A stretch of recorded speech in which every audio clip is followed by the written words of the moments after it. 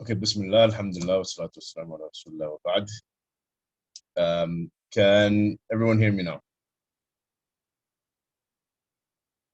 Okay, Alhamdulillah.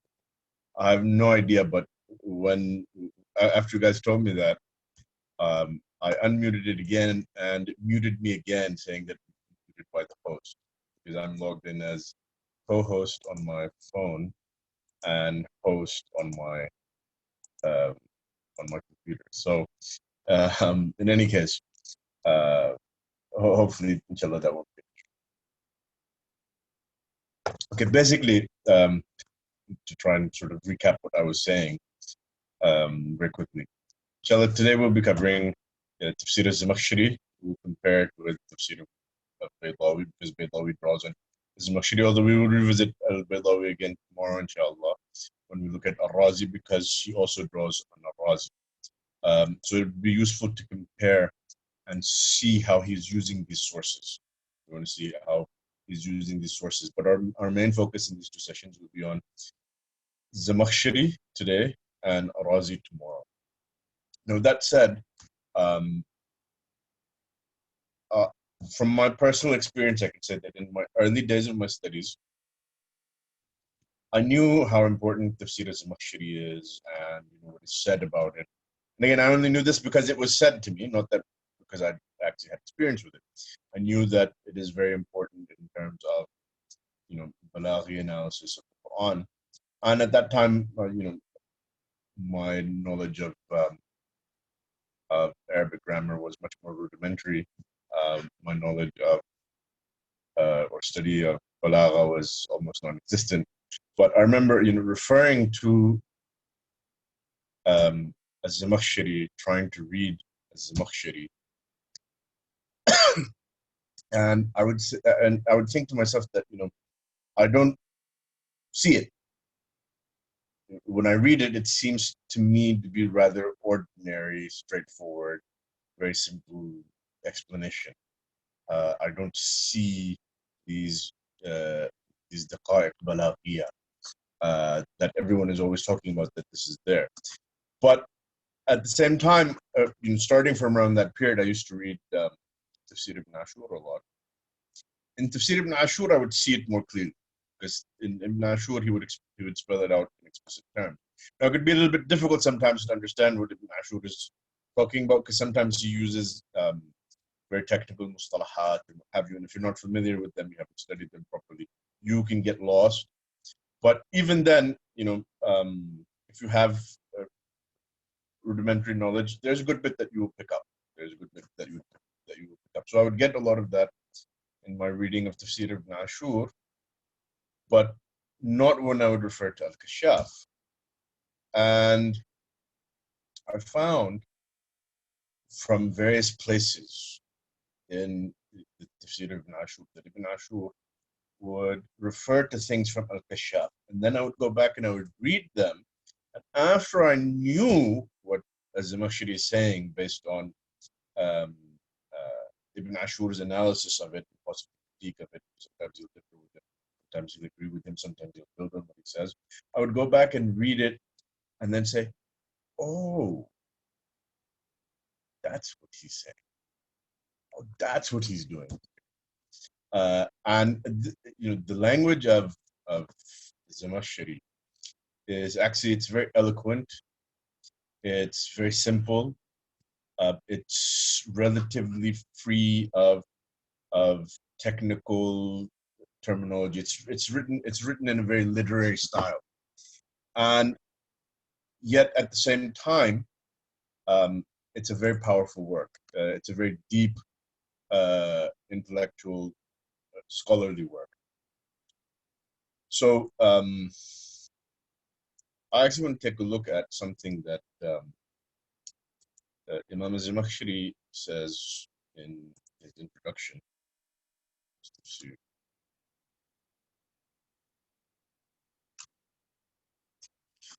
Basically, he starts his introduction and he starts talking about why he's writing Tafsir and what have you. And so he begins, he says, مِنْ أَمْلَى الْعُلُومِ بِمَا يَغْمُرُ الْقَرَائِحِ وَأَنْ أَضْحَى بِمَا يَبْرُ على الباب القوارح من غرائب نكت يلطف مسلكها ومستودعات أسرار يدق سلكها علم التفسير الذي لا يتم لتعاطيه وإجالة النظر فيه كل ذي علم. Basically what he's saying here is that, that tafsir of the Quran contains a lot of daqa'iq, a lot of subtleties, a lot of subtle meanings that need to be extracted, that need to be analyzed carefully. And so he says, but not every specialist in every science, and then he's going to go on and list the sciences, and he says it in a very adabi style. We're not going to actually read the whole passage, but he says that fiqh, kalam, all these other sciences, you could be excellent in them, but that doesn't mean that you'll be able to excel in tafsir and draw out these subtle meanings.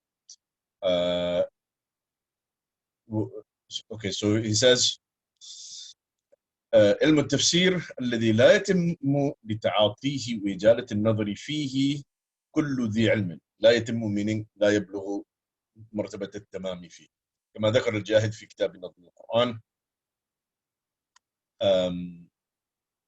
This is with the Hashiyat, so there's more Hashiyat ذاك الكلام.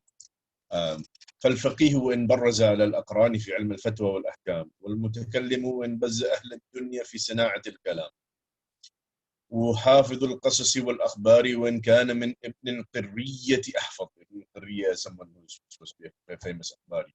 والواعظ وإن كان من الحسن البصري عوأق والنحوي وإن كان أنحى من سيبويه واللغوي وإن علك اللغات بقوة لحييه لا يتصدى منهم أحد سلوك تلك الطرائق ولا يغوص على شيء من تلك الحقائق إلا رجل قد برع في علمين مختصين بالقرآن وهما علم المعاني وعلم البيان. So you can see his introduction is written in a very eloquent, very adabi style. It's a very literary style. It's not, it's not.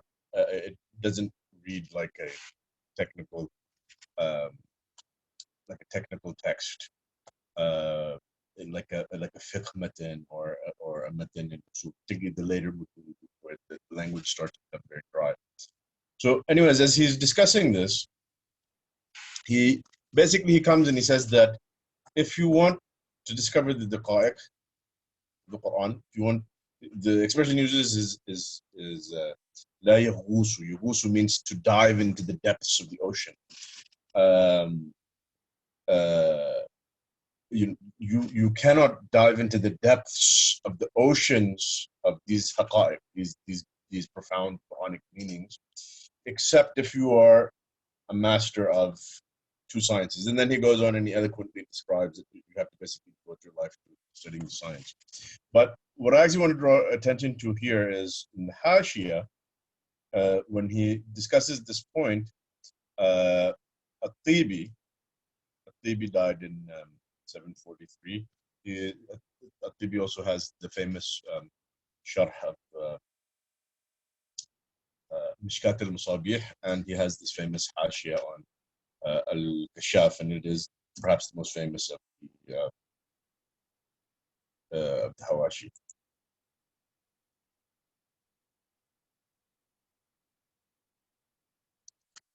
Okay, how does it sound now?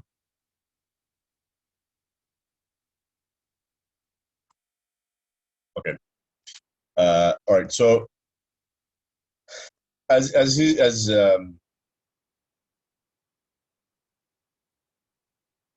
is discussing this point, he quotes al-Sikaki from Miftah al-Ulum, talking about how critical Balagha is for tafsir. And then he quotes two quotes from al-Zamakhshari from later passages in the middle of his tafsir.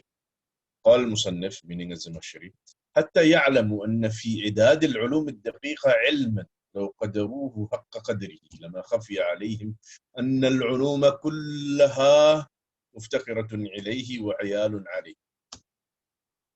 And also says كم آية من آيات التنزيل وحديث من أحاديث الرسول قد ضيم وسيم الخسف بالتأويلات الغثة والوجوه الرثة لأن من أول ليس من هذا العلم في عير ولا نفير ولا يعرف قبيلا من دبير.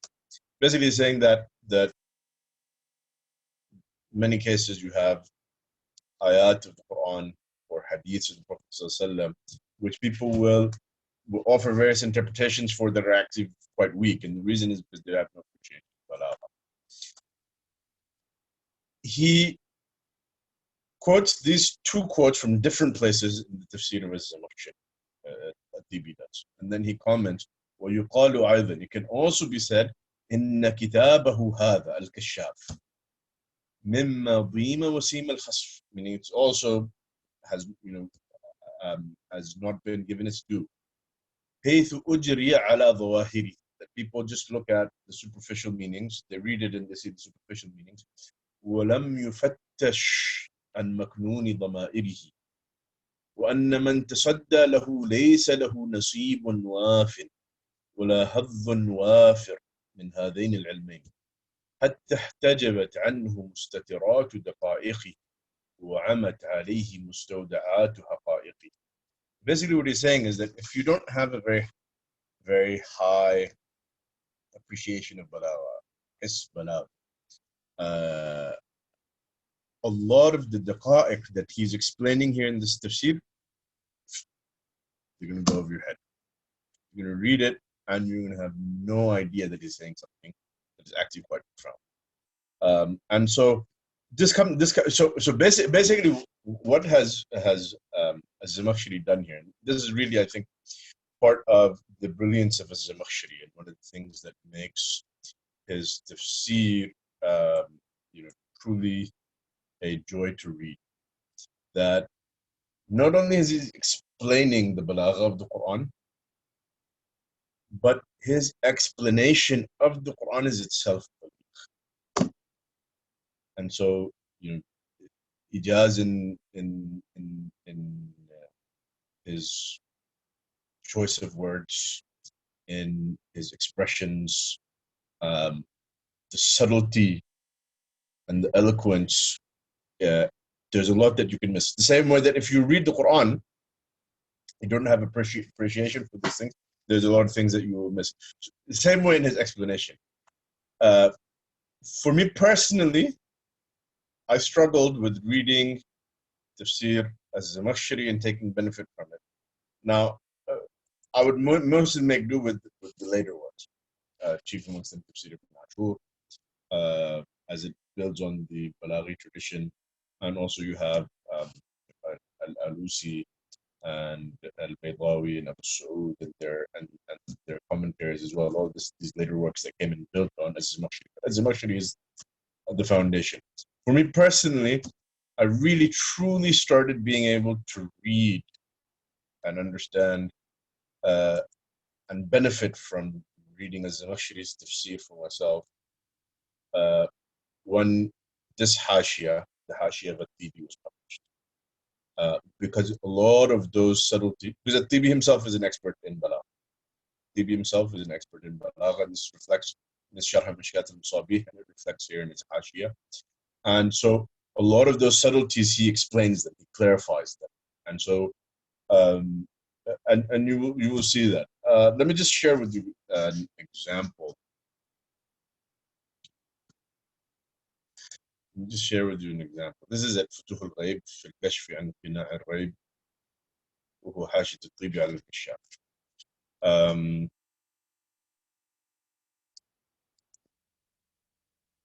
This is just a sort of a random example, but it's one of the examples that I came across.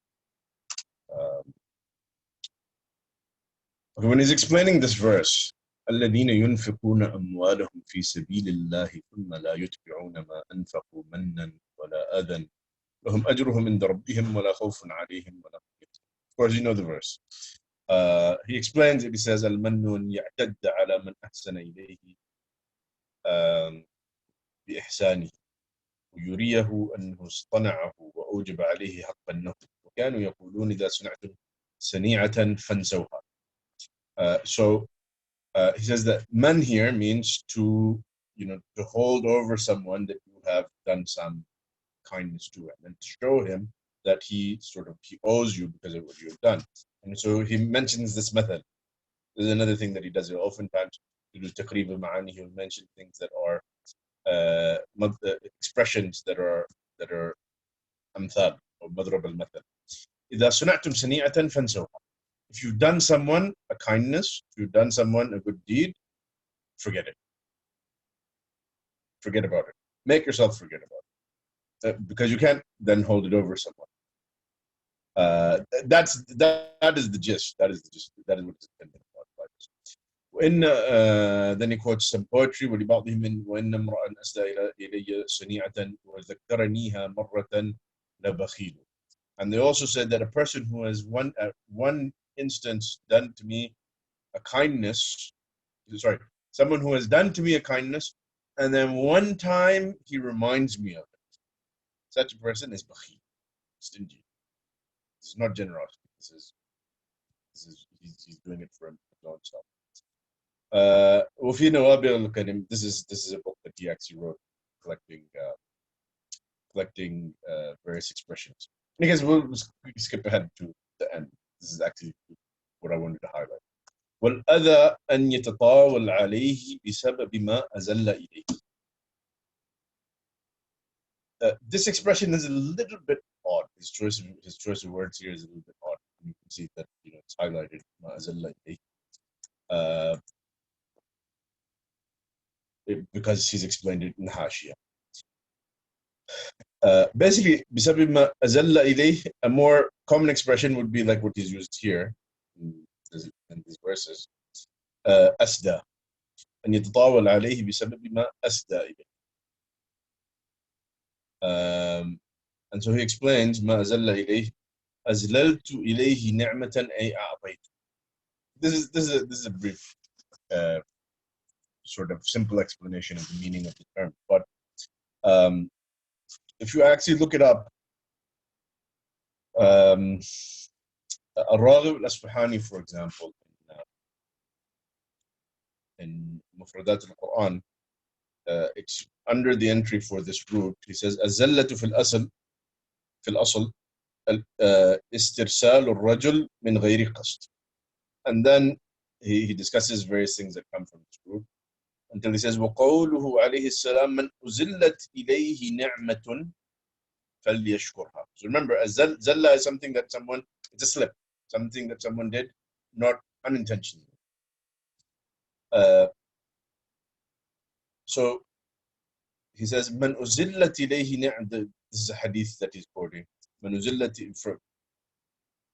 this is a hadith that comes up in the Hadith literature. من أزلت إليه نعمة فليشكرها. أي من أوصل إليه نعمة بلا قصد من مسديها. Meaning, if someone receives some blessing from someone, some kindness from someone, without that person intending it. So basically, if you look at what he's saying here, and this is actually something that al-Tibi didn't explain. He didn't actually point out the meaning here. الأذى أن يتطاول عليه بسبب ما أزل إليه. Didn't say بسبب ما أسدى. And that's deliberate. The reason he chose the expression azalla is to give the sense that he was not doing to him this kindness intending to be kind to him. So it's as if the act was not deliberate. When you do something for someone and then hold it over their head, you're not doing it's as if you did it by accident. By accident, you did an act of kindness to them because you didn't intend kindness. So see his choice of words. He's very precise in his choice of words. And again, this is something that it's one of those things that blink and you'll miss it. And so there's a lot of that with the Tafsir of al-Zamakhshari. There's a lot of things that if you blink, you will miss them. So you have to be paying attention as you read. And the Tafsir al-Tibi, the Hashiyat al-Tibi, other Hawashi, later works are also very helpful in trying to discover what Imam al-Zamakhshari is doing. Okay, so let's take a look at al-Zamakhshari's Tafsir of Surah Ikhlas.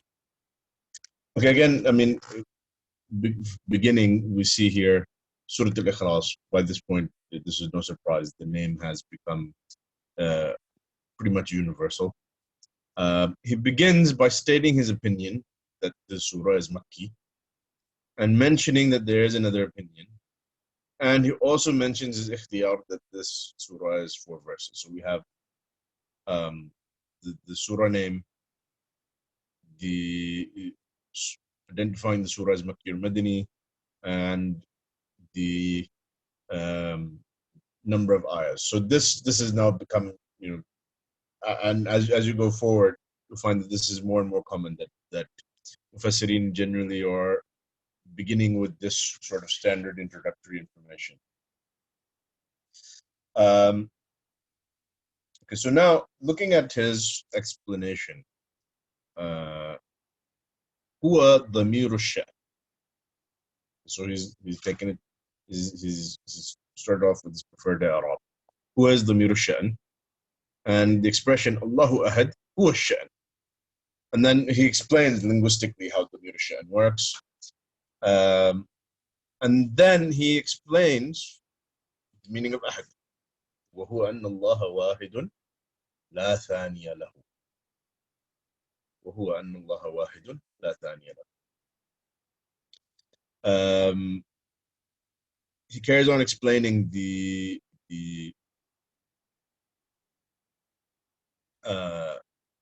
i'rab.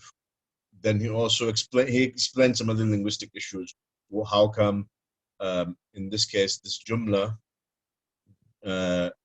is the khabar of a mubtada and it doesn't contain al-damir or something else that goes back to the mubtada. This is basically, it's a linguistic issue, and basically explains that here this jumla Allahu ahad is the sha'n. It is basically the same as the damir. So there's no need for a rabit between the two, as there would be, for example, Zaydun abuhu muntaliq is the example.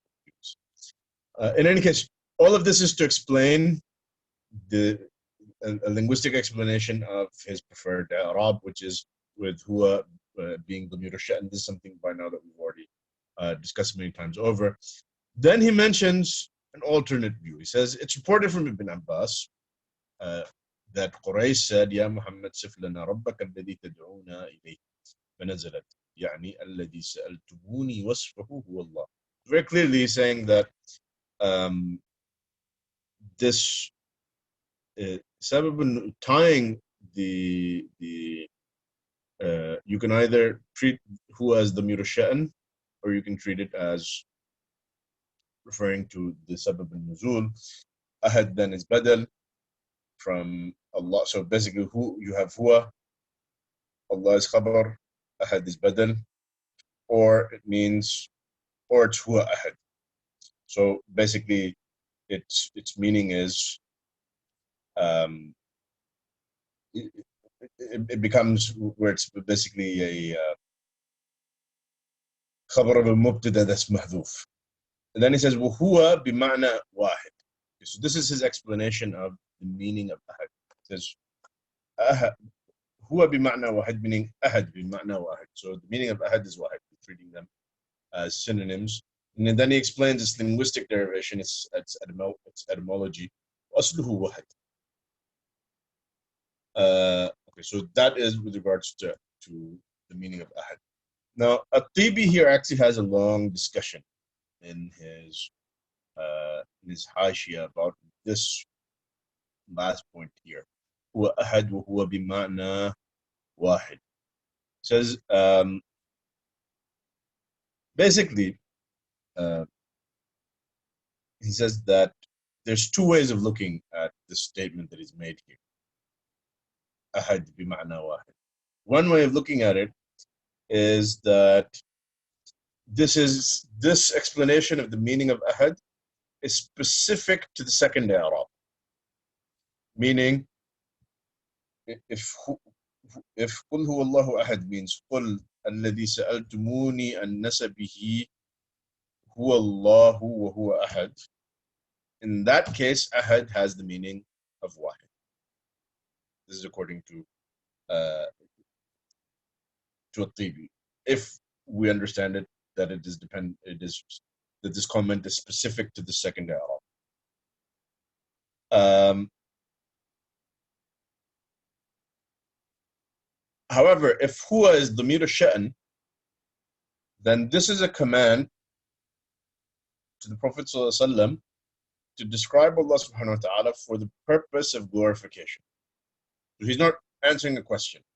Allah subhanahu wa ta'ala simply is telling him to make this declaration for the purpose of glorifying Allah subhanahu wa ta'ala, for ta'zeem.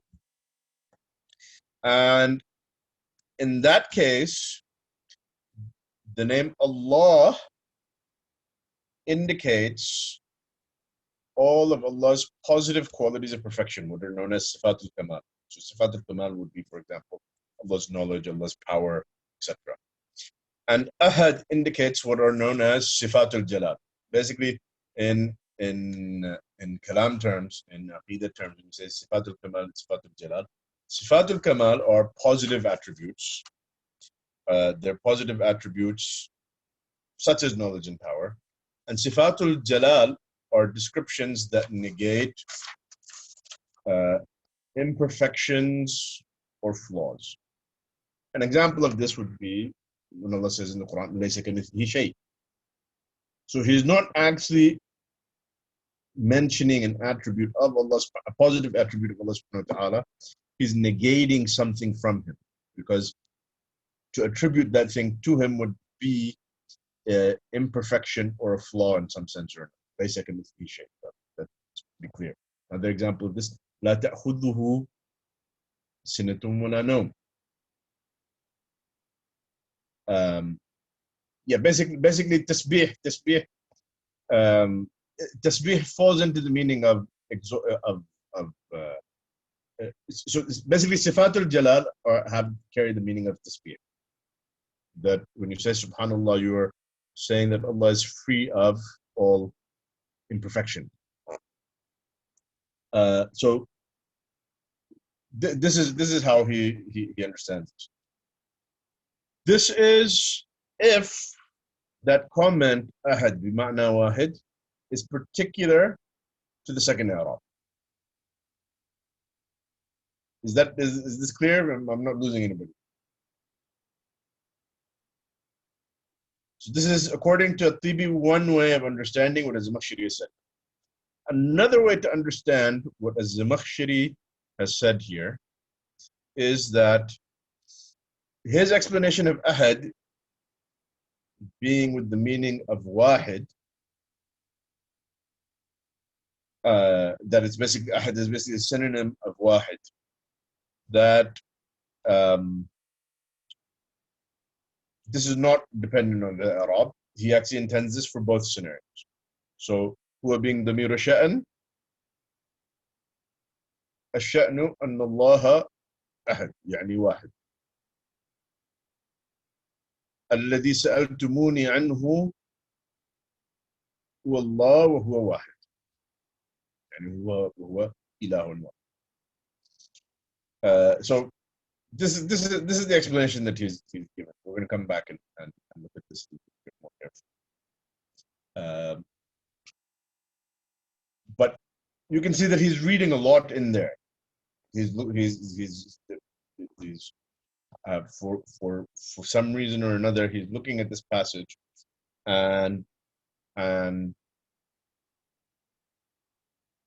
he's not satisfied to simply take it at, I guess you could say, face value and say that, well, ahad then to al-Zamakhshari means what? So he's exploring now is it possible that that this is part of his second explanation, and it's not a general explanation of the meaning? Okay, then he goes on and Zamakhshari goes on and he discusses certain readings of the verse, shadh readings. And again, with the shadh readings, you have to take things with a little bit of, with a sort of a grain of salt, because as we've already seen that there seems to be conflict amongst different sources as to what exactly is being attributed to in terms of how they were read. So, for example, he says, وَقَرَعَ عَبْدُ اللَّهُ وَأُبَيْ هُوَ اللَّهُ أَحَدٌ بِغَيْرِ قُلْ. So they read هُوَ اللَّهُ أَحَدٌ, no قُلْ. And then he says, وَفِي قِرَاءَةِ النَّبِي صلى الله عليه وسلم, meaning it's attributed to the Prophet صلى الله عليه وسلم reading Allahu Ahad بِغَيْرِ قُلْ هُوَ. Allahu Ahad, Allahu Samad, like that, without قُلْ, without. وقال, because now this is a hadith that he's quoting, من قرأ الله أحد كان بعدل القرآن. This is how it's quoted. This is how it is according to the muhakkak, the manuscripts of al-Kashshaf. Many of them have كان بعدل القرآن, but al-Tibi quotes it كان يعدل القرآن, meaning it's the same. And then he quotes وقرأ الأعمش قل هو الله الواحد. And let's sort of try and unpack this. Firstly, al-Tibi has actually explained this, but let me just ask you guys. Does this information that is shared here with these different qira'at, does this have some sort of value in terms of tafsir of the verses? Or is it just, sort of completing the picture of this is how the verse is read? Does this have any ramifications on our understanding of the verse?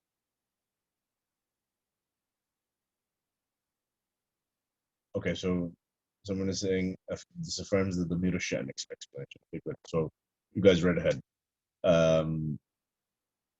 Okay, how does it affirm the Damir al-Sha'n explanation? Tibi's already explained this, but I just want to make sure that you guys are following and sort of processing what you're reading. How does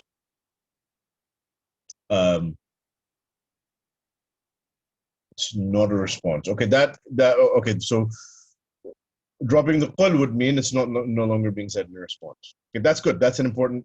That's an important observation. There's something else as well.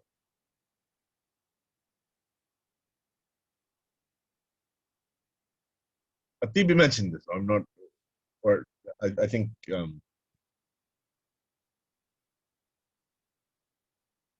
Okay, yeah, in the qira'ah of al-A'mash.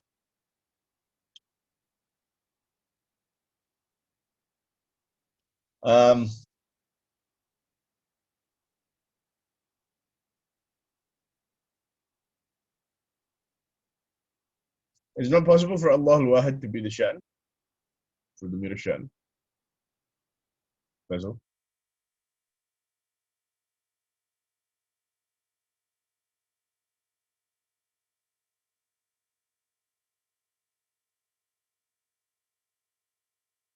What do you think?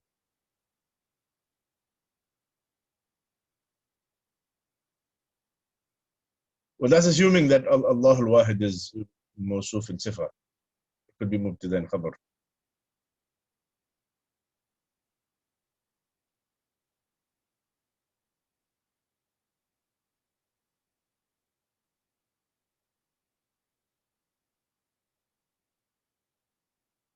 I mean, it could be. I'm not saying that's what it is, but I mean, it seems to me that that could be.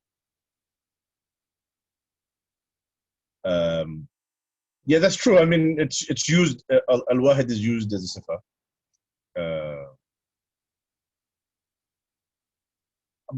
But just in terms of as a possibility, I think it's a possibility there. It doesn't quite rule it out.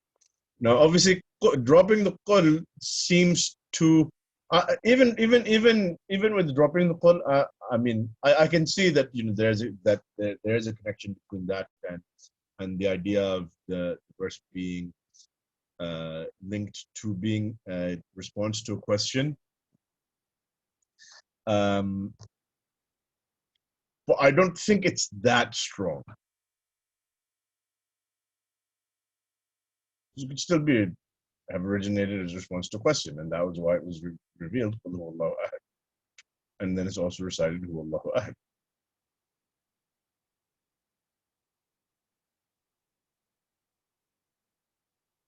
Okay,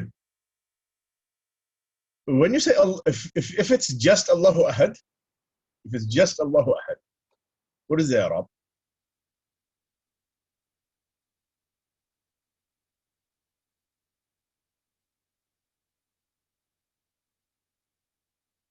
Okay, mumtaz. Mubtada and khabar. That's excellent. Hamza said it, and everyone else is saying it. Mubtada and khabar is the only option, basically. Allahu ahad. It's not badal. Then it's not a complete sentence, and clearly you have Allahu samad is in the next verse, so there would be no need. There would make no sense for ahad to be a badal or something. It has to be mubtada and khabar.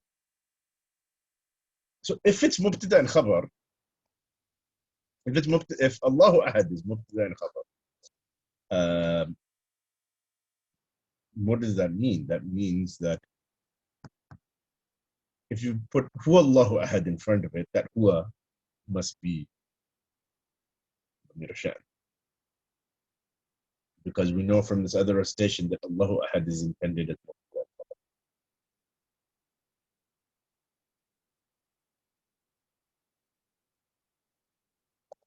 Okay, let's just take a look quickly at what did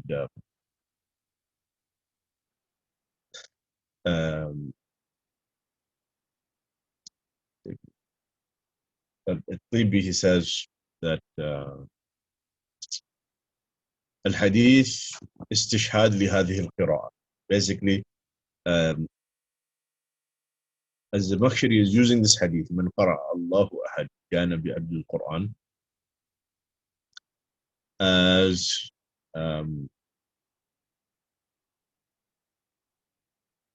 he's using that hadith to substantiate what he's saying here. The hadith is istishhad. Sorry, that this is a qira'ah. The fact that he called it Allahu ahad is an indication that you read it Allahu ahad, or can be read Allahu ahad. So firstly he says the hadith is istishhad for the qira'ah. And then he says, وَلَعَلَّ الْمُرَادِ أَنَّ قَوْلَهُ قُلْ هُوَ كَالْمُقَدِّمَ وَالتَّمْهِيدِ بِقَوْلِهِ اللَّهُ أَحَدٍ, which, as you rightly pointed out, Allahu ahad has to be mubtada and khabar. Allahu ahad has to be mubtada and khabar. وَإِنَّمَا يَسْتَقِيمُ عَلَى جَعْلِ الضَّمِيرِ لِلشَّأْنِ. Okay, now that's very lovely. It's interesting. However, there's a catch. Do you have any of our hadith guys here today? Abdurrahman.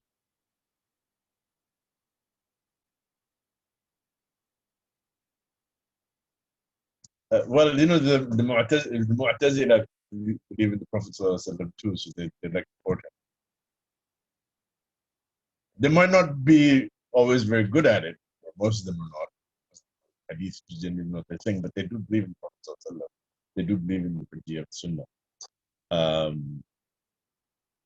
But I don't want to get into the whole thing about the shurut of Qubul and what have you, but in principle, obviously, they accept the Sunnah of the Prophet ﷺ. I mean, this is very important, that don't take your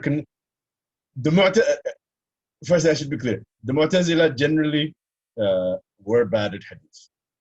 This is true. This cannot be denied. Did the Mu'tazila have funky ideas about hadith and the shurut for Qubul of hadith? Yes. And some worse than others. But be careful not to straw man Mu'tazila. Qadi Abdul Jabbar al-Mughni, what's been found of it is now published. It's like 10 volumes, 15 volumes. And when you read it, you'll find that a lot of what is said about the Mu'tazila is polemical. And in polemical writings between sects, they tend to misrepresent one another. And so, yeah, if you're reading about the Mu'tazila strictly from Sunni sources, you're going to see a lot of misrepresentation. But with that said, this hadith, you notice anything funny about the hadith? Man qara'a Allahu ahad, kana bi'adli al-Quran.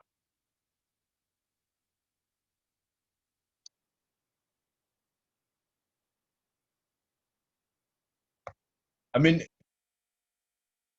yeah, exactly. It's missing the thuluth.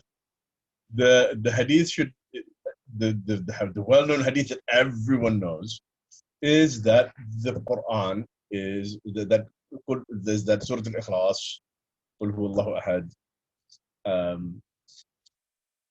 is equal to 1/3 of the Quran. يعدل ثلث القرآن أو تعدل ثلث القرآن. Well, here's the thing. As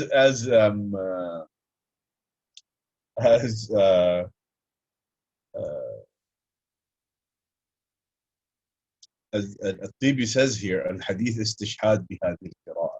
He's backing up this qira'ah based on this hadith.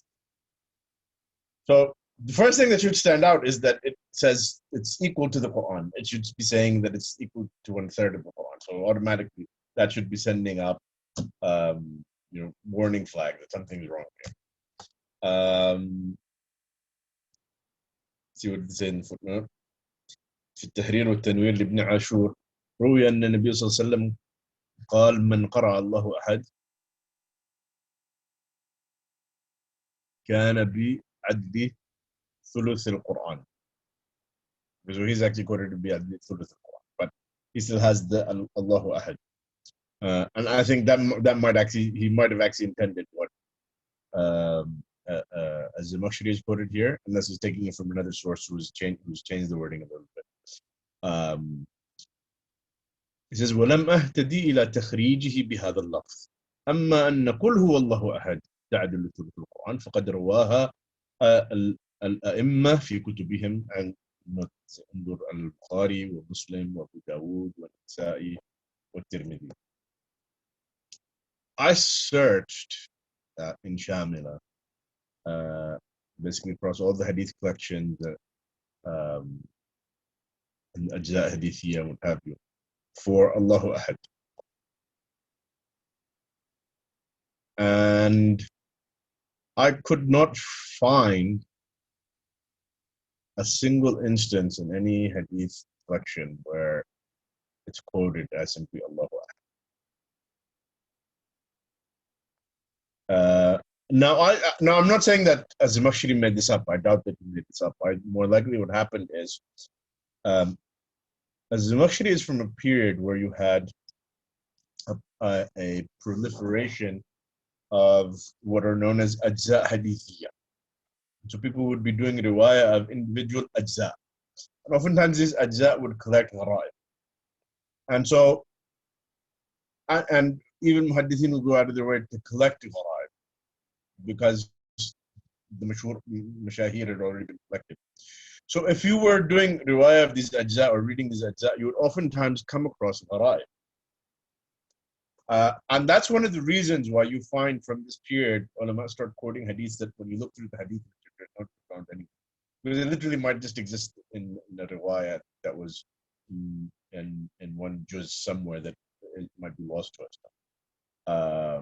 It's not an authentic wording, but because of what was going on at that time, some of these hadiths that end up getting quoted. And that's if the author himself has not messed up the quote. But oftentimes you find that that in this sort of era that al-Zamakhshari lives, that this happens with him and with others. And sometimes if you dig, you actually find some of these really weird wordings that actually exist in a juz here or there. So I don't think he's making it up. Maybe he's made a mistake here, but I think he actually had a narration from some source or another that had this wording, that it quotes it as, it calls it Allahu Ahad, and it says that it's equal to the Quran.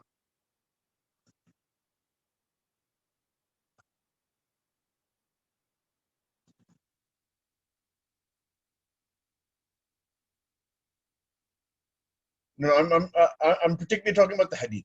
I'm particularly talking about the Hadith. I'm not talking about the Qur'an.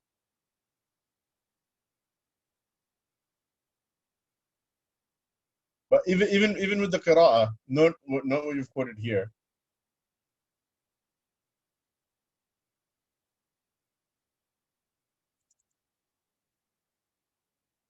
Okay, Mumtaz. This is good.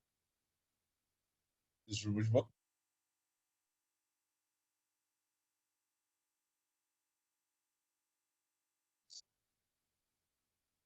Yeah, but it does have the Allahu Ahad. It does have the Allahu Ahad.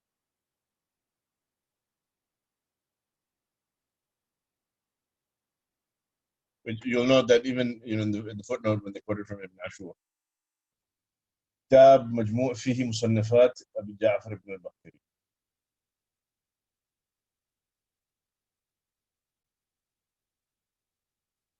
Both of them are from the same book?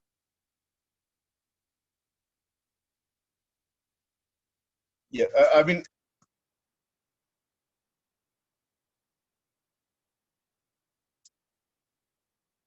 okay, basically, this is a bit complicated, but the way that Hadith compilation happened is in the beginning, Sahaba heard Hadiths from Prophet ﷺ. Some of them narrated those orally, some of them even wrote some of the Hadiths down. Gradually, ulama started collecting them, then they started making proper collections and arranging the Hadiths. You have the Muwatta of Imam Malik, and the generation of Imam Malik generally wrote a lot of books. A lot of these sorts of collections, Ibn Jurayj, Hamad ibn Salama, and many others who were contemporaries of Imam Malik wrote these collections. Eventually, most of these collections become subsumed in these larger collections that have come to be well known to us today, like Al-Kutub al-Sitta and the Musnad of Ahmad and what have you. Eventually, you reach a point where, say, around the year 300 or afterwards, all the major hadiths have been collected, these major collections. And so, but riwayah is still taking place. And much of that riwayah, one of the focuses of the hadithin is to try and gather gharaib. In fact, when Imam al-Darqutni, for example, who is considered to be a peer of Bukhari and Muslim when it comes to his expertise in hadith, but his Sunan al-Darqutni is not an authentic book, quite the contrary. The hadiths of his Sunan are overall, fairly. A lot of them are weak. And the reason is because what he was doing was Imam Abu Dawood had already collected the well-known hadiths of ahkam, mashahir hadith al-ahkam. So he said, okay, those have already been collected. So what am I going to do? I'm going to focus here on collecting the gharaib hadith al-ahkam, hadiths that are not well known for hadith al-ahkam. And so it's important because in that sense it completes what Abu Dawood did. But moving forward, you have these individual ajza, smaller ajza that muhaddithin are collecting, and in collecting these ajza, because the mashahir al-hadith are already preserved in these well-known collections, oftentimes these ajza contain gharaib. And the later you're moving away from the time of the Prophet ﷺ, if a hadith is gharib, that automatically means that it's suspicious. There's something wrong with it.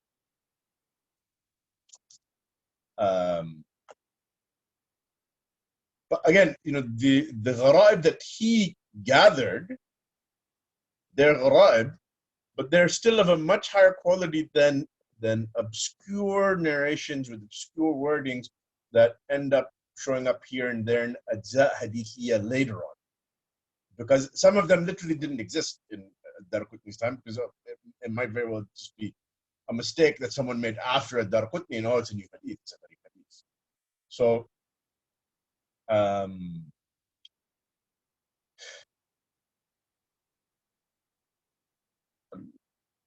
Ibn Ashur is an expert in all of the ulum, but he is not, a top muhaddith.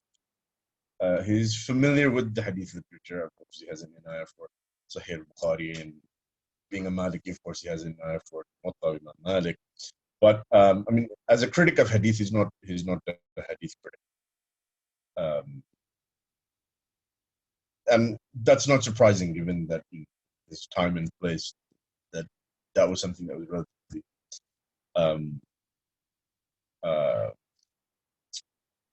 a very rare thing. So he was not a hadith expert in that sense.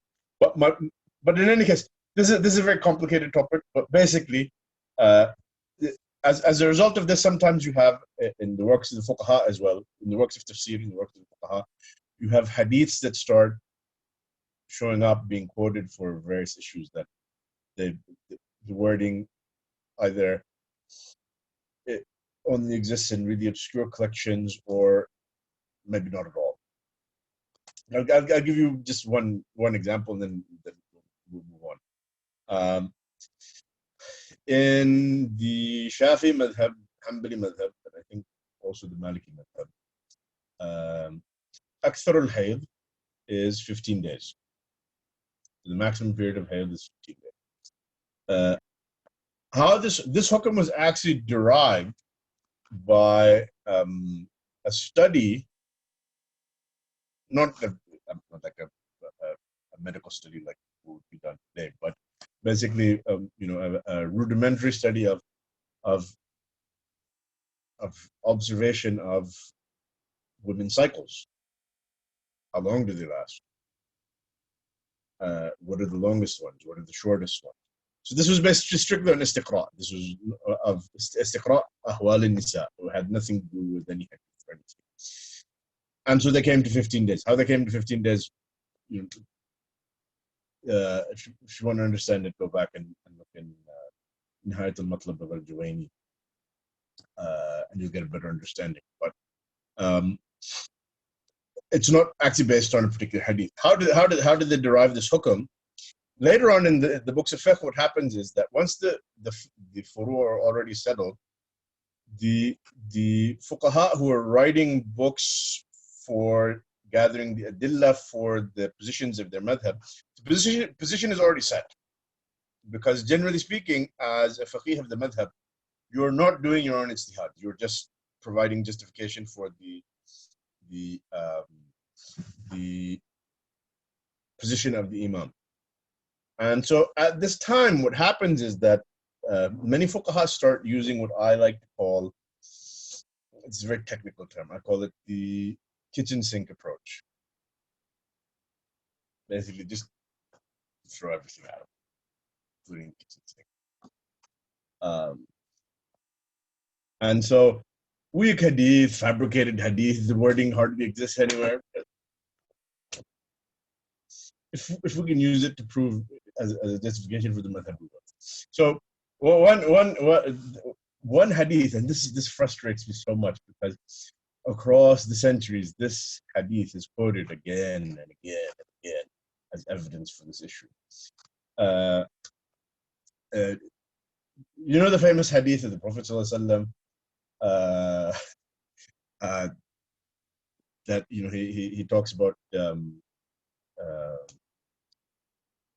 women having nuqsan al-aqal, nuqsan al-din, talks about their salah because of their hayd. They quote a wording of this that does not exist anywhere else. The quote a wording of this does not exist anywhere else, where the Prophet ﷺ is quoted as saying, "In ihda kunna tamkuthu shatra umriha." Shatra umriha means half the time. So yes, those people, I wonder who they are. Wouldn't be any of those here. So the Prophet ﷺ is quoted to say, "Inna ihda kunna tamkuthu shatra umriha an as-salah." So they say, okay, well, this means women have a 30-day cycle. What's half of 30? 15. Now, firstly, this wording, it doesn't exist. This hadith is a well-known hadith, might have various different wordings in different books. This is not one of them. It's clearly it's wrong. Let's say, for the sake of argument, that this wording actually did exist, and let's just pretend that it doesn't matter, that it's not actually in the famous collections. Right, as Faisal pointed out, a menstrual cycle is actually typically 28 days, anyways. But it can be longer, it can be less. It doesn't actually have to be 30 days.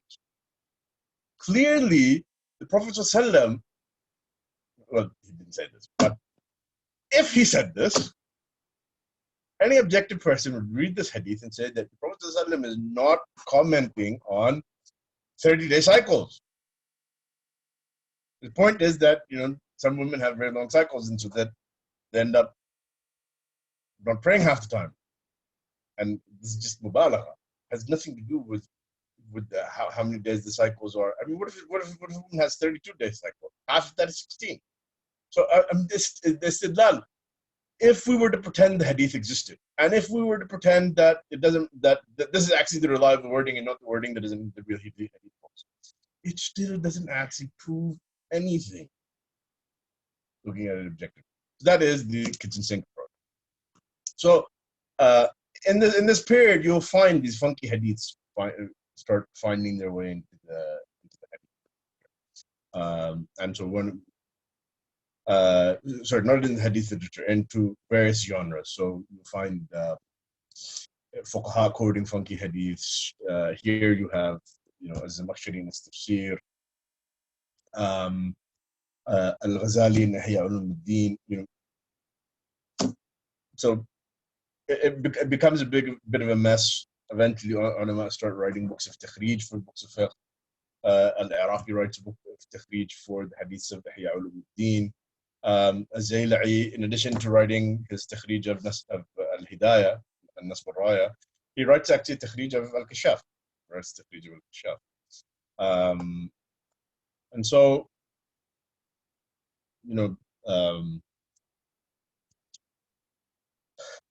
yeah, basically, so that's a mess. Anyways, that's not really our subject.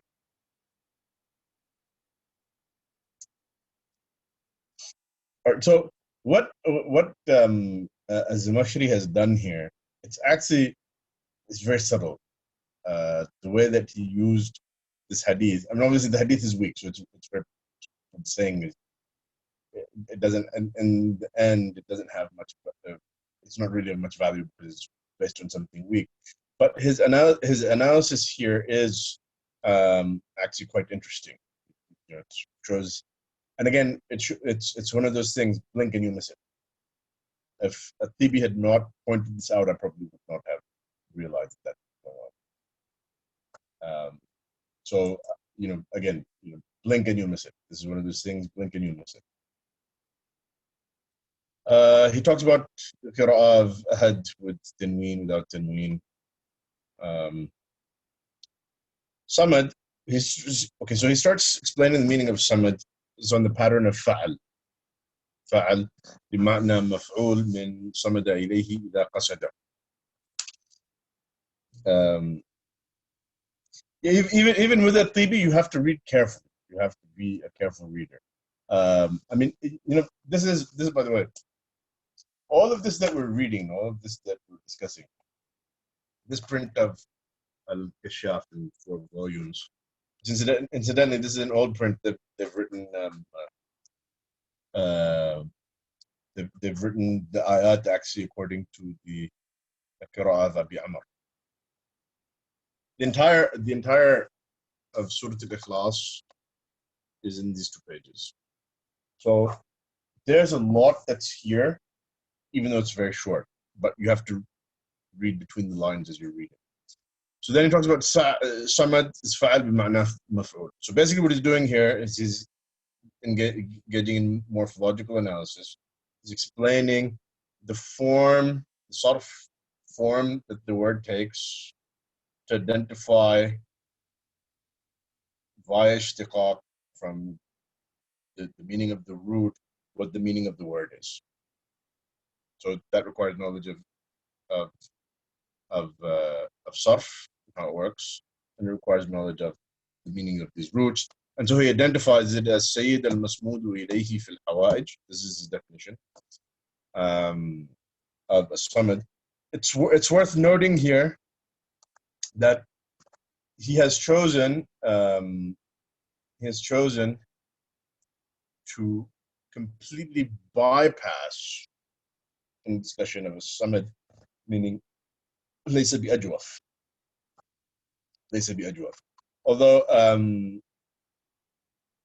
al-Tibi does discuss it in the Hashiyat. He quotes al-Raghib. You can read it.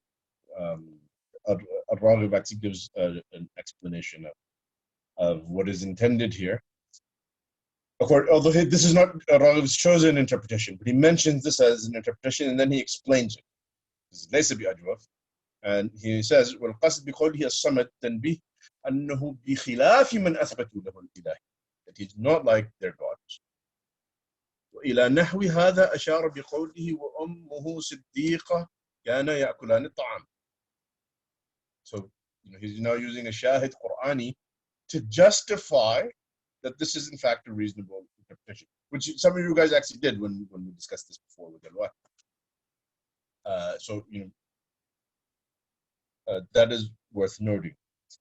Okay, so now if we actually look at what al-Zamakhshari has done. After discussing قُلْ هُوَ اللَّهُ أَحَدٌ اللَّهُ الصَّمَدُ, he explained al-Samad, the meaning of al-Samad. Then he says, المعنى هو الذي تعرفونه وتقرون بأنه خالق السماوات والأرض وخالقكم وهو واحد متوحد بالإلهية لا يشارك فيها وهو الذي يصمد إليه كل مخلوق ولا يستغنون عنه وهو الغني عنه.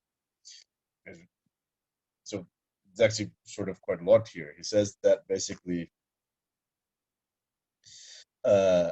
based on this, then, who Allah means that is in reference to Allah. الذي تعرفونه وتقرون بأنه خالق السماوات والأرض. Basically, this is addressed to the mushrikeen, that Allah, who you already know and recognize as the creator of the heavens and the earth, and your creator.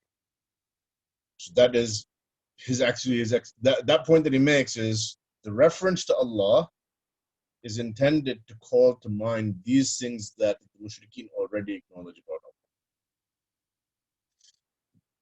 And al-Tibi explains how he has actually given it that meaning. وَهُوَ وَاحِدٌ مُتَوَحِّدٌ بِالْإِلَهِيَّةِ. I mean, that's something that probably, again, when reading it, will probably throw you off. Like, why is he saying this? Where is this coming from? But we'll get to that. So then, and as for ahad, again, he says, ahad means wahidun mutawahidun bil ilahiyya la yusharaku fiha. Basically, ahad means that he is one. He's one in his oneness in his divinity, his ilahiyya, and he has no partners. And this is something that he's going to state again later. Based on that, what he's just said here, the way that he's explained it,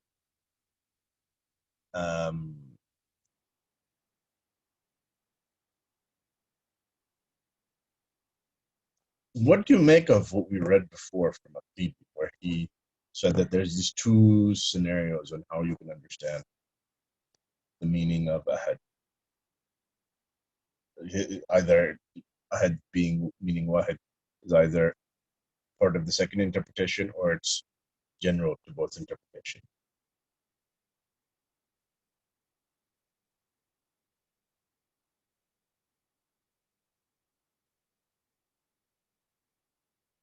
Silence. He combines both meanings. Who combines both meanings?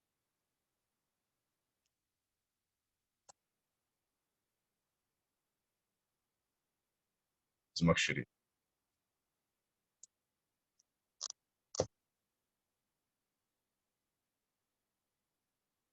Yeah, right.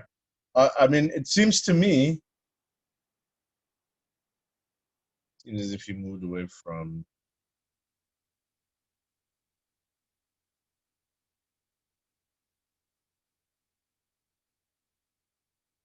the Damir Shan approach and chose the latter.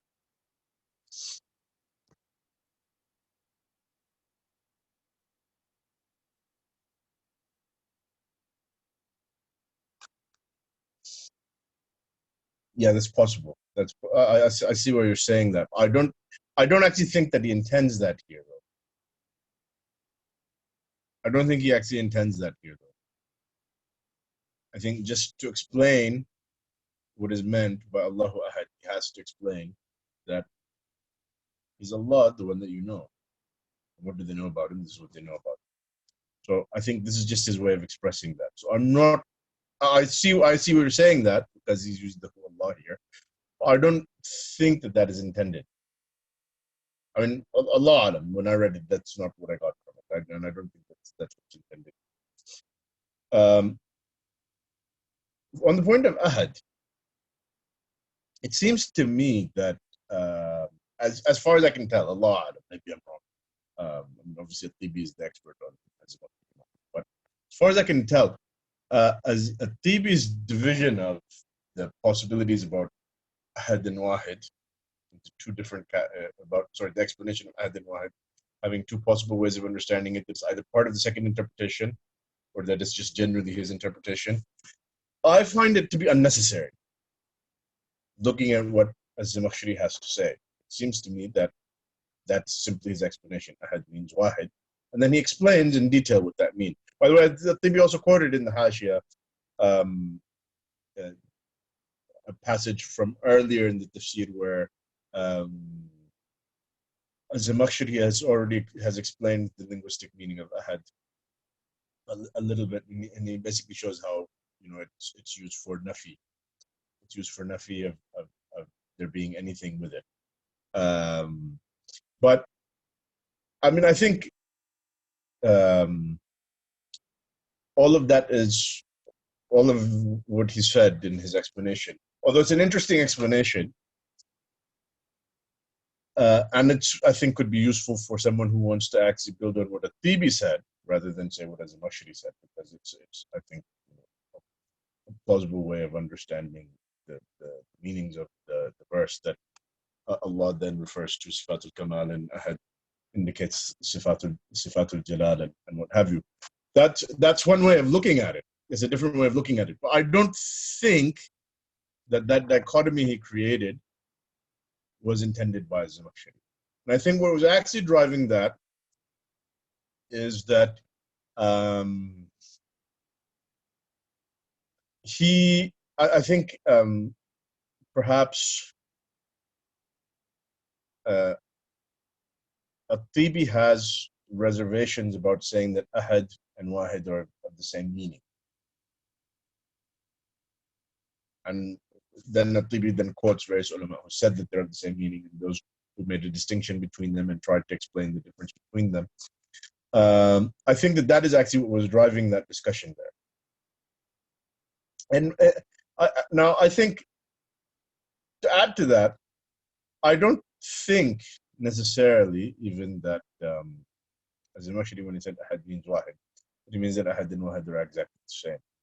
I think it just means that if you understand that he's Wahid, then the way that he explains it further, mutawahhidun bil ilahiyya la yushariku fiha, he's made exactly clear what he thinks that Ahad means here, which fulfills his purpose. Sometimes he will use synonyms. Sometimes he will simply make taqreeb of meanings. He's not necessarily going to give you a ta'rif that is jami' mani.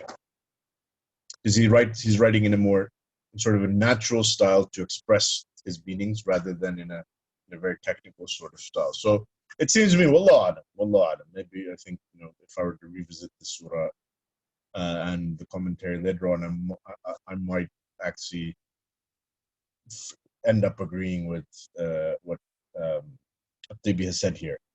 And that's an important point, that you'll find that later commentators, either in their commentaries on al-Zamakhshari itself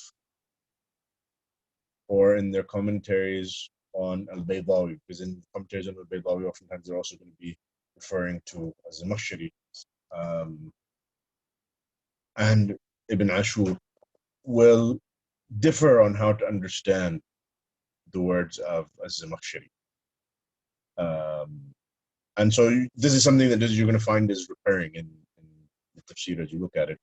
But just moving ahead quickly, basically time is sort of running up against us. Yeah, I think for his purpose, the way that he's explained it, it sufficiently explains. It sufficiently explains the meaning that he intended. Like here he says, "Wahidun mutawahhidun bil ilahiyyati la yusharaku fiha." It's very clearly, it explains exactly what ahad means to him in this context. Wahidun mutawahhidun. Even mutawahhidun is saying is sort of intrinsically one. So, it's not just one. There's an additional meaning here. But here he expressed this. At the beginning, he expressed, in a couple of places he uses this expression. Wahidun la thaniya lah. And so Wahidun la thaniya lah suggests that he is without second in terms of his nature. There is none like him. I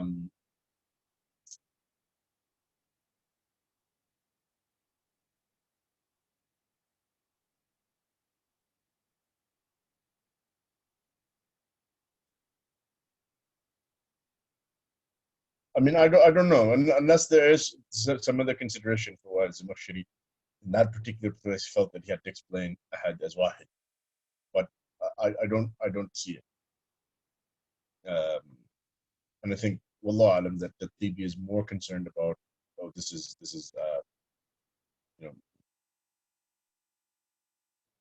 there's said to be a difference between ahad and wahid, and so maybe he doesn't mean that, and so this was his angle for working that in there. Okay, moving ahead quickly.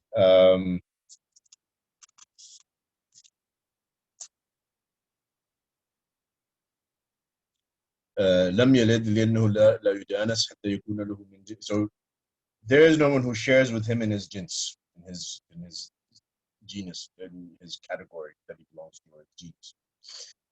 And so therefore he could not have a wife, and therefore he could not have children, could not have offspring. And so this idea of linking lam yalid to not only not having offspring but also not having a wife, he supports it with, because the word lam yalid doesn't mean lam takun lahu sahiba. Doesn't mean that. But it's as if he's treating this as, well, this is mujmal here, but the Quran is explained elsewhere. The reason or a defense of the fact that he has no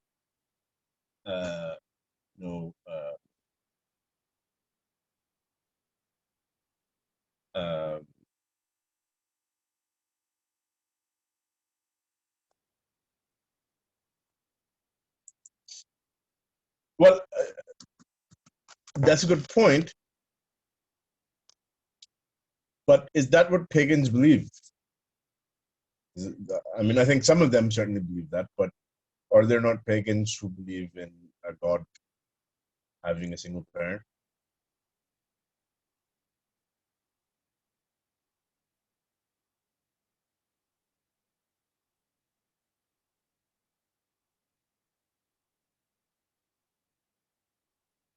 True. That's a good point. But the thing is, it could very well be said that the verse "Anna yakunu lahu waladun wa lam takun lahu sahiba" is actually a rebuttal of those pagans who believe that.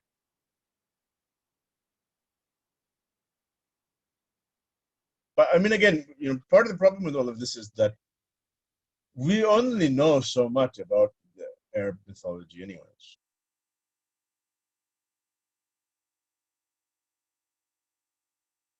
That's a good point. That's the background to the surah. That is a good point. That this is addressed to Quraysh.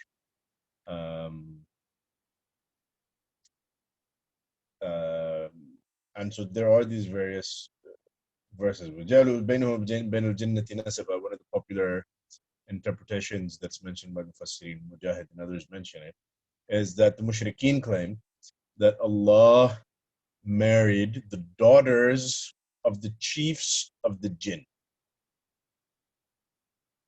and that these goddesses, Lat, Uzza, and Manat, and so forth, that they ascribed as daughters to Allah subhanahu wa ta'ala, that they are the product of this marriage. So, I mean, certainly, that idea is there. But the verse in and of itself, Lam Yalid, he didn't have offspring, whether that be via a wife or without a wife.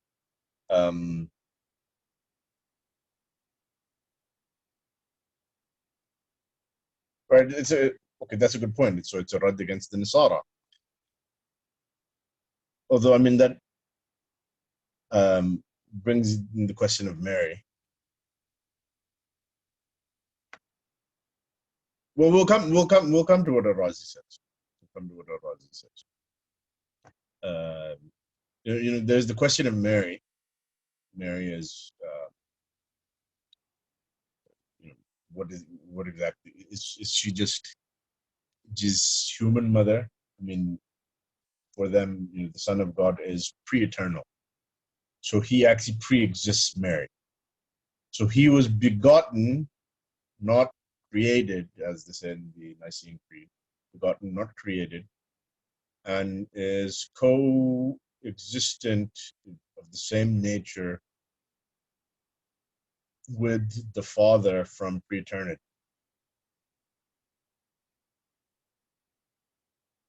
Co-eternal. Co-eternal or pre-eternal? Yeah, I think you're right. I think they say co-eternal. Anyway, it's difficult enough keeping up with all the differences of the Muslim sects, much less to be trying to learn the kalam of the Catholics, and the Protestants, what have you. So,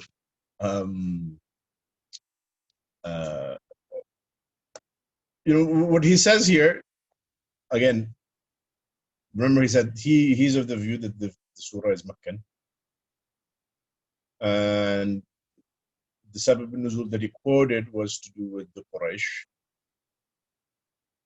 So it's possible that this is the angle that he's coming from, that he is linking this to Quraysh, and Quraysh believed that Allah had daughters, and those daughters had mothers, who were, daughters of the jinn.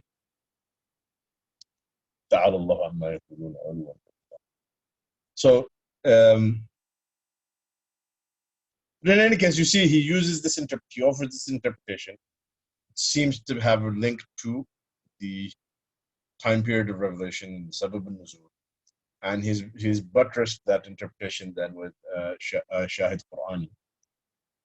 He explains Lam Yulad, Allah can't be muhdath, he can't be a jism. It's pretty clear, I think.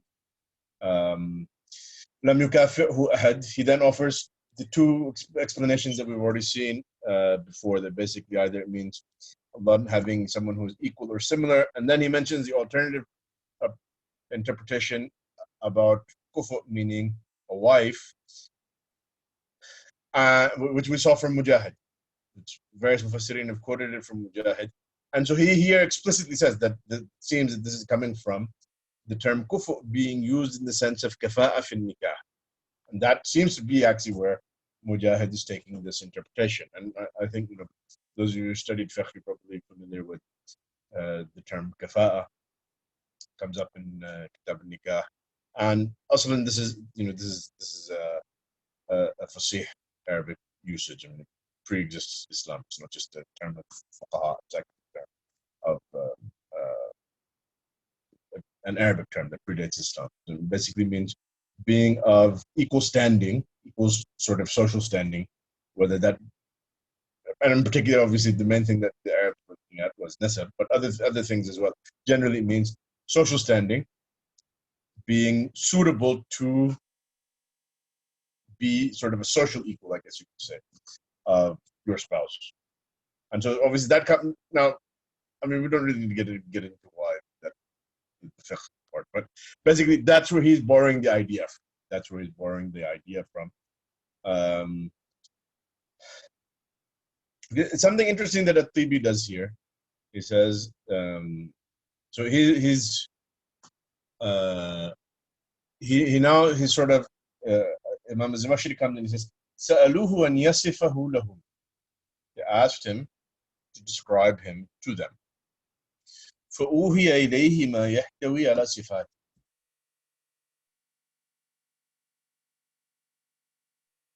فقوله هو الله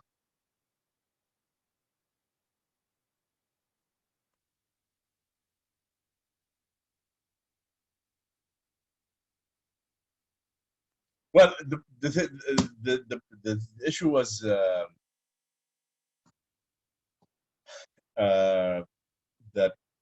obviously that women could not marry. Not that I wouldn't say they couldn't, but the expectation was that women should not marry beneath their class. So the husband can be of a superior class, that's fine, but the wife. Anyway, whatever. So that's not really of much concern to us here. فأوهي إليه ما يحتوي على صفات. فقوله هو الله إشارة لهم إلى من هو خالق الأشياء وفاطرها. Note here that here هو الله, he does seem to be using هو الله as an khabar. This does seem to be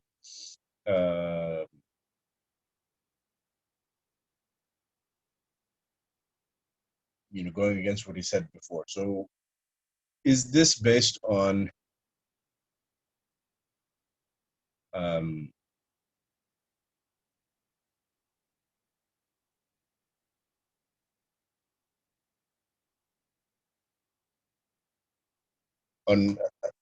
now he's explaining this particular explanation based on what it seems what he's doing is he's saying that he's sort of going back now and saying, well, we had this possibility of Allah being mubtada and khabar, and now let's explain that, because he's going to end up repeating points, but he's explaining it according to this understanding. I think that this is what he's doing. سألوه أن يصفه له فأوهي إليه ما يحتوي على صفات. So they asked him to describe him. So he received revelation that encompasses his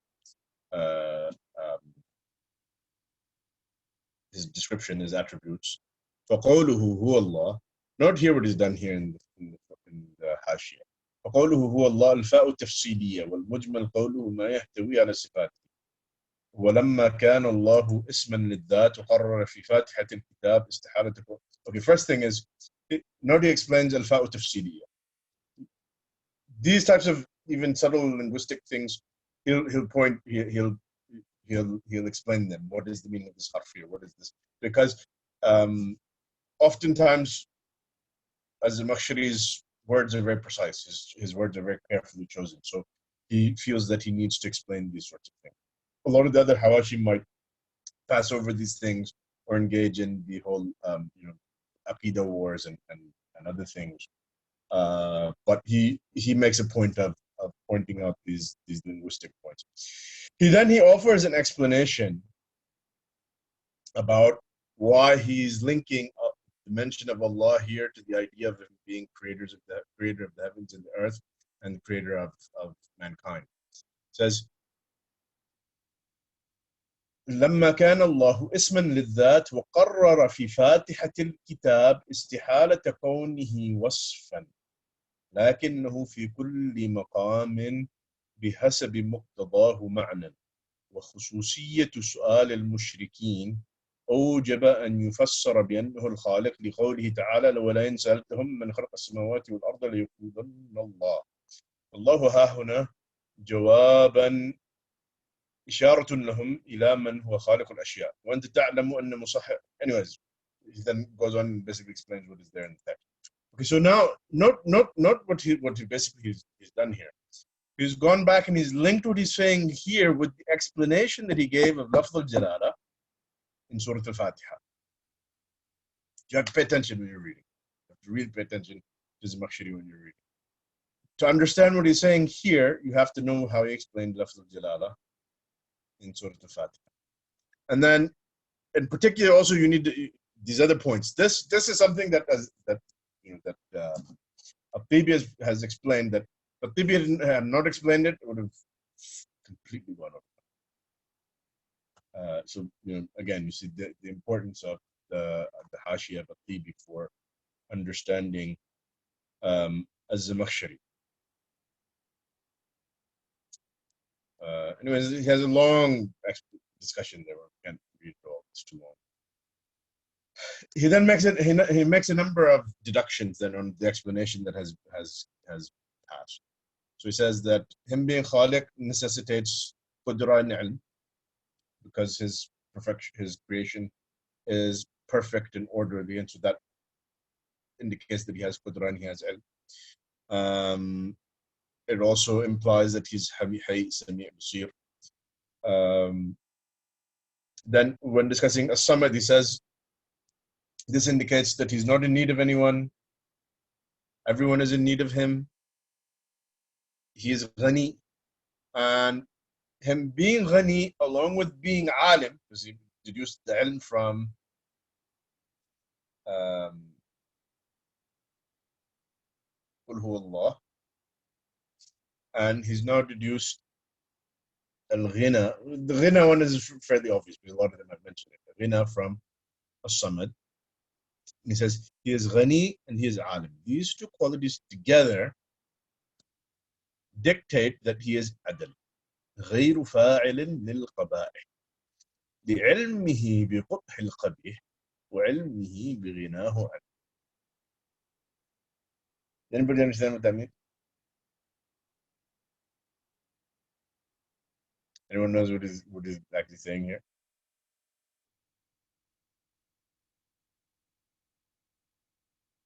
Basically, welcome to I'tizal 101. Yeah, exactly. The Mu'tazili belief that Allah doesn't create evil. This is I'tizal 101, and this is why Ibn al-Munayyir, who died in 683, in his Hashiyat, al-Intisaf fima tadammanahu al-Kashshaf, is basically primarily devoted to rebutting the I'tizaliyat. So let's just take a look at his quote. This is a copy of al-Kashshaf that has the comments of Ibn al-Munayyir.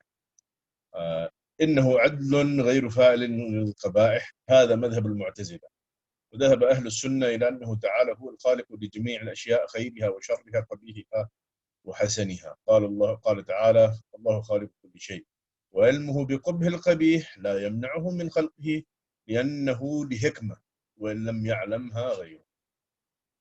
We're sort of running out of time, so I'm going to wrap up. Not the discussion about the taqdeem of the dharf.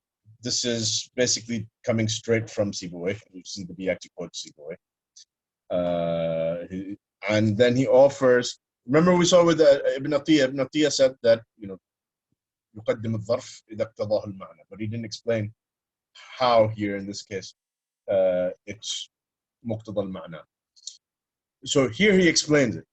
He gives it a Balaghi explanation that basically in the Quran, in terms of word order, whatever is being given priority, the meaning that is the focus, will be put forward, will be moved forward in the sentence. So, لم يكن له, because the point is نفي المكافأة, نفي المكافأة and ذات الباري.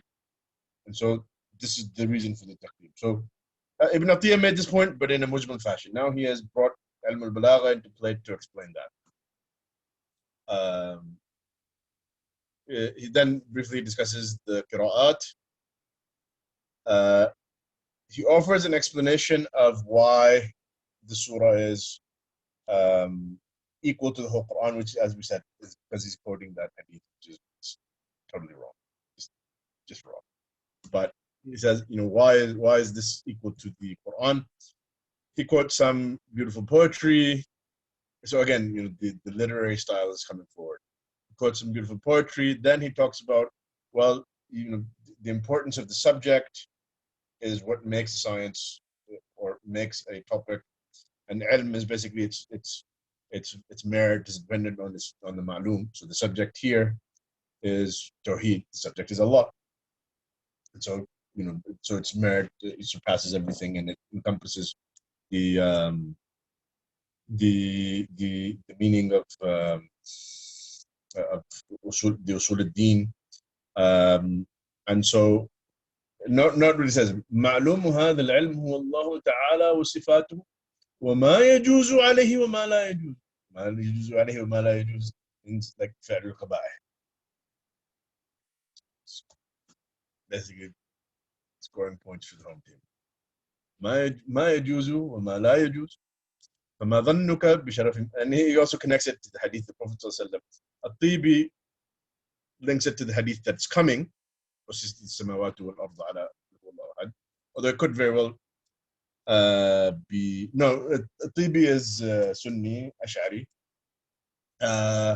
He oftentimes will quote Ibn al-Munayyir in his rebuttals, but he's very soft, very mu'addab in his uslub with al-Zamakhshari. Ibn al-Munayyir and most of the others, they really go to town because they're like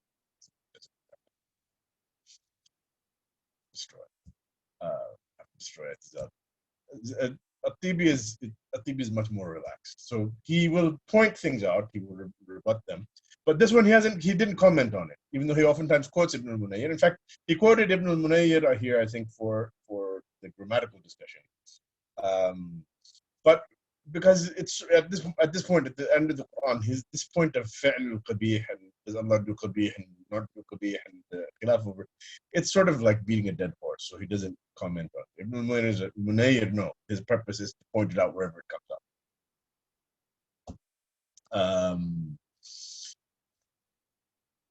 By the way, it's interesting you mentioned that. There's a nice quote I want to share from Al-Tibi afterward about sectarian concepts. So, anyways, as Zamakhshari here, wrapping up. وما يجوز عليه وما لا يجوز فما ظنك بشرف منزلته وجلال محله. Until he comes and he says, اللهم احشرنا في زمرة العاملين بك العالمين بك العاملين لك القائلين بعدلك وتوحيدك الخائفين من وعيدك. أصول المعتزلة العدل والتوحيد and الوعد والوعيد. So he's really he does this in his tafsir. I call it scoring points for the home team. So he's always looking to score points for the home. He mentioned Surah Ikhlas because of the Hadith, which is a much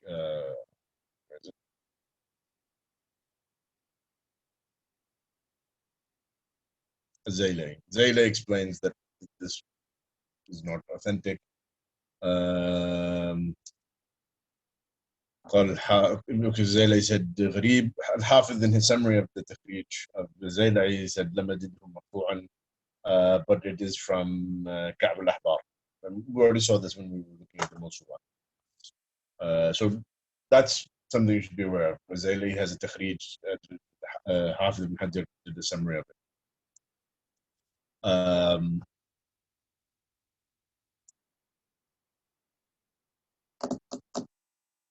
Yeah, so that and then he has this nice hadith قل هو الله أحد قال وجبت قيل يا رسول الله ما وجبت قال وجبت له الجنة. This is the hadith is reported by Malik and Ahmad.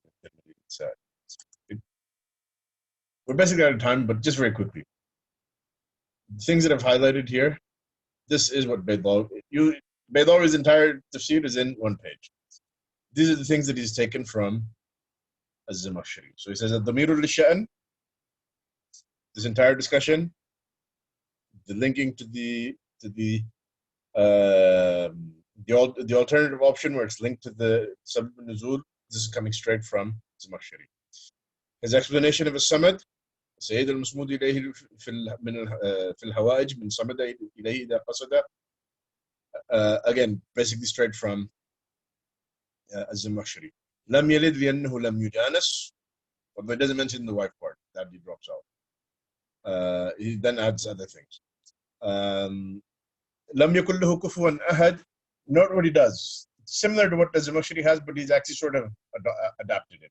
لم يكن أحد يكافئه أو يماثله من صاحبة أو غيرها. So he actually took those two aqwals and he combined them, which I think is actually pretty reasonable.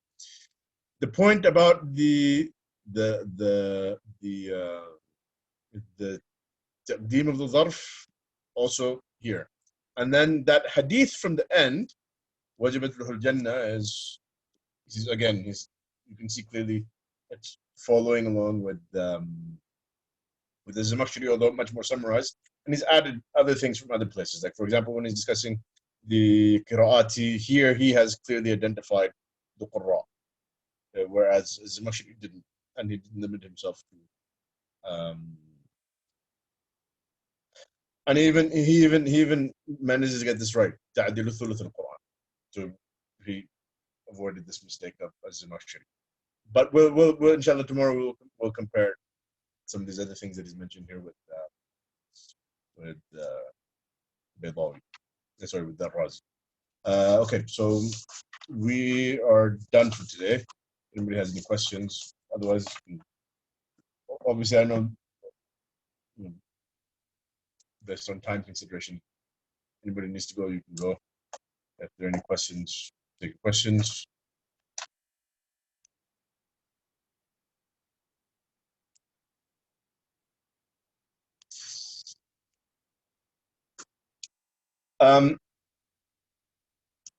It's possible that Wahidi was a source for Zamakhshari, but I'm not entirely clear, because a lot of the things that is Zamakhshari, that al-Wahidi quotes, he was quoting from al-Zajjaj, he was quoting from al-Farra.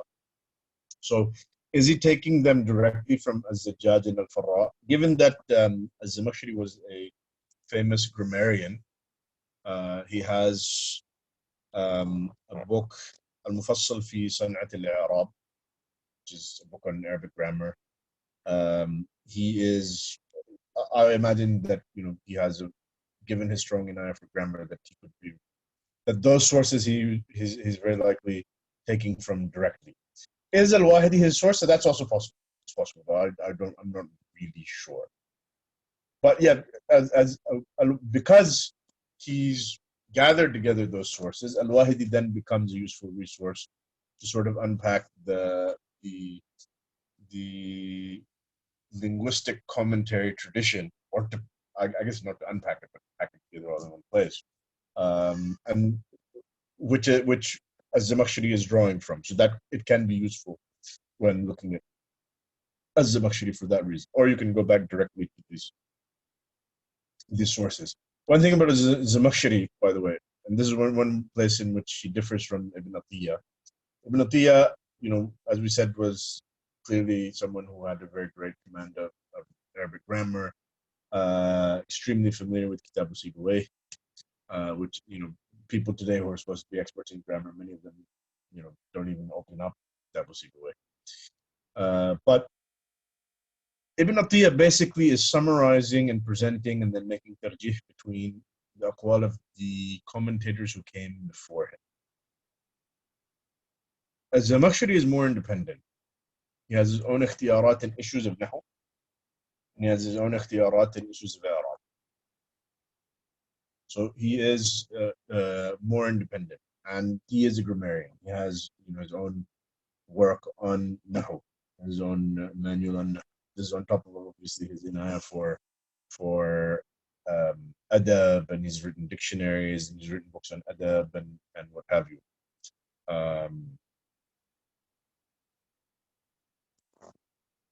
But many of the classical sources mention that al-Zajjaj is a major source for al-Zamakhshari.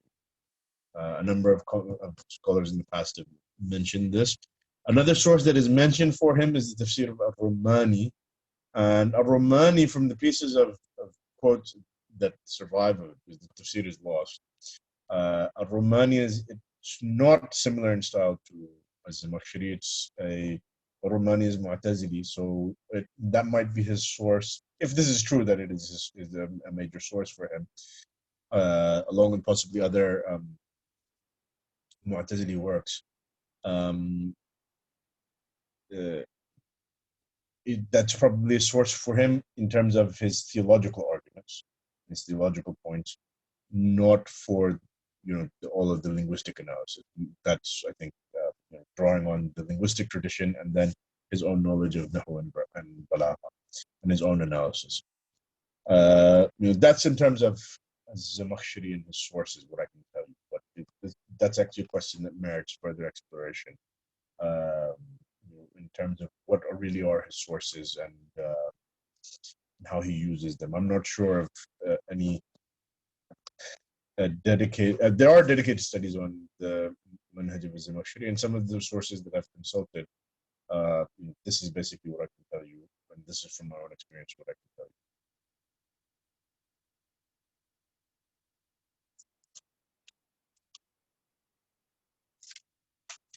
Okay.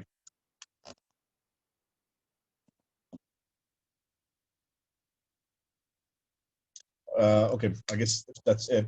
Let me just add one last point. The point that I made at the beginning about how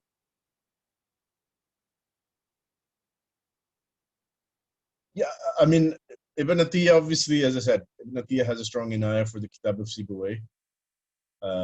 Zamakhshari also has a strong inayah for the Kitab of Sibawayh. And I think we looked at Sibawayh. If I remember correctly, Sibawayh actually mentioned this particular ayah in that discussion. So, it's not surprising then that they would mention it, because this is, and I don't think that they were the first to mention it either. I mean, we looked at the sources, but I don't remember now who else picked up on it and discussed it. There were others who picked up on it and discussed it, because Mubarrid made objections to al-Zamakhshari using that ayah, and then others defended him. So this is, I mean, it's not a surprise, because that linguistic tradition, the books of Ma'ani al-Quran and what have you, they are shared sources for Ibn Atiyah and Zamakhshari. Ibn Atiyah was trying to synthesize and present in a brief fashion, in a very precise fashion, basically the summation of the tradition up to his point. And Zamakhshari draws from that same tradition. He's not trying to present it all to you, because oftentimes he picks and chooses what he feels. Sometimes he'll mention different opinions. Sometimes he'll just give you, what he feels is the correct i'rab. He's not going to discuss the other i'rab. He's just going to give you his ikhtiyar, which in some cases might be an ikhtiyar that he's not been preceded in. Some cases he has ikhtiyarat in issues of nahu that not, although he's largely Basran, he sometimes agrees with the Kufans, and sometimes he actually has his own ikhtiyarat that disagree with both of them.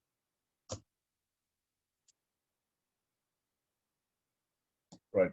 So the point that I made at the beginning about how when you read al-Zamakhshari, a lot of things, if you just read his book at face value, look at the surface meanings, don't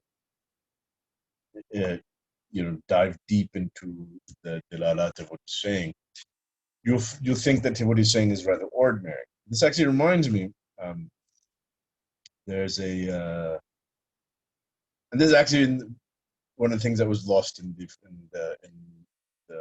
beginning when I was not recording, when my mic was off.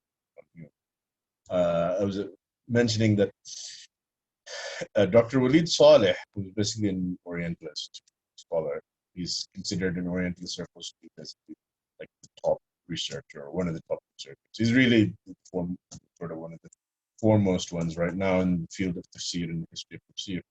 His PhD thesis was on the Tafsir of al-Thalib. And in his PhD thesis, he really, extols the virtues of the Tafsir of al-Thalabi and how rich it is and what have you. And he actually, in his thesis, he laments the fact that that Kashshaf was given so much importance and became sort of the standard work that was studied, and whereas Thalabi is so much richer. And the reason is, I mean, I don't know if his view on this has changed or evolved since then, but the reason is because it's obvious, and even from his description that he gave, it was pretty obvious that he was reading al-Zamakhshari and sort of just seeing the surface level meanings, thinking that this is a rather ordinary book. Like this is not anything special. And one of the things that indicates this is that, and this is actually quite funny because in his PhD thesis he mentions that that one of his sources for his knowledge of the Tafsir literature at that time when he was doing his PhD research was asking basically the booksellers there in the Arabic. In the bookstores or at book fairs or whatever it was. Walid Saleh. Walid Saleh is considered now in the Western Academy or Oriental circles, if you like, to be a leading expert on the history of tafsir. And he actually does have some very good research papers. And they're beneficial. They are beneficial. So, for someone who's researching that area, I would recommend reading them. He has some he has some odd views as well. Though. His papers he had for example he has a paper that he wrote in Tafsir al-Wahid. This was actually the first paper of his that I read. It was on Tafsir al-Basit by al-Wahid, and without getting into details, it was basically nonsense. I read it and I was like, this guy not even read the al-Basit by al-Wahidi? And so it left me with a really bad impression of it. I thought, okay, if this is what he's writing, and then al-Wahidi is a huge book. Like basically he presented this thesis that al-Basit by al-Wahidi is like a sort of like a revolt against the Ma'thur tradition of tafsir. Like al-Wahidi's Basit is 25 volumes. You literally flip through it. It's like under every ayah, it's quoting Ibn Abbas, Mujahid. Like, what are you talking about? But so a lot of his other research papers are good. Even if you don't agree with him sometimes, he will actually dig up unique and important information. One of those is actually a paper that he has about al-Zamakhshari. Al-Zamakhshari and sort of how its reception as a teaching text, and how for a certain period of time, for a couple of centuries, this sort of became the standard teaching text. And he actually found a makhtut of a short risala written by a subki, where he describes his experience teaching al-Zamakhshari's al-Kashshaf, and in the process coming across various i'tizaliyat, certain things where he feels that he's disrespecting the Anbiya and their maqam and what have you, and eventually gets frustrated with it because of the Aqidah issues, and swears never to teach it again, and basically stops. And so he writes this account. But it's very informative about sort of the history of the reception of Zamakhshari's al-Kashshaf and how important it was, until it was supplanted by the sanitized, Sunniized, Ash'arized version, which is this al-Baydawi, which we have on the screen. So he has, a host of papers that he's written that are interesting and beneficial. Even his PhD thesis, which I did not think was all that excellent, is still worth the read.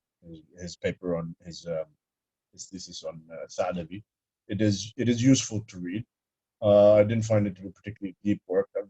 I've actually found a lot of his journal papers that he's published since then are actually more use than his thesis, even though his thesis is a whole book and the paper is often 15 pages or 20 pages or whatever the case. Okay, so I think we are done. سبحانك اللهم وبحمدك لا إله إلا أنت أستغفرك وأتوب إليك. السلام عليكم ورحمة الله.